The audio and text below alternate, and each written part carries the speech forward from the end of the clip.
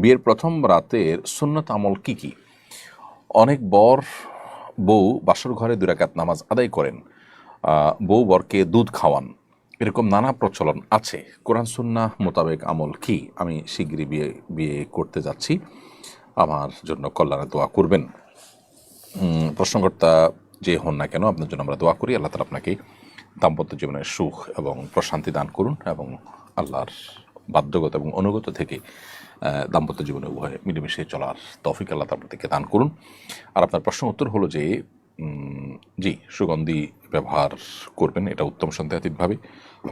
বিশেষ করে স্বামী স্ত্রীর প্রথম সাক্ষাতে একে অন্যের প্রতি ভালোবাসা এবং আকর্ষণ এটা যেন তৈরি হয়, সেজন্য সুগন্ধি ব্যবহার করা ভালো। আবার একই সাথে স্ত্রীর মাথার অগ্রভাগে হাত রেখে একটা দোয়া পড়া, আল্লাহুম্মা ইন্নী আসআলুকা খায়রাহা ওয়া খায়রা মা ফিহা ওয়া আউযু বিকা মিন শাররিহা ওয়া শাররি মা ফিহা। আল্লাহ, আমার স্ত্রীর মধ্যে যত কল্যাণ আছে, যাবতীয় কল্যাণ, এটা আপনার কাছে আমি চাই।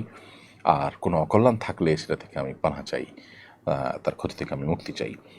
এরকম দোয়া পাঠ করা মুস্তাহাব, হাদিসে এটি রয়েছে।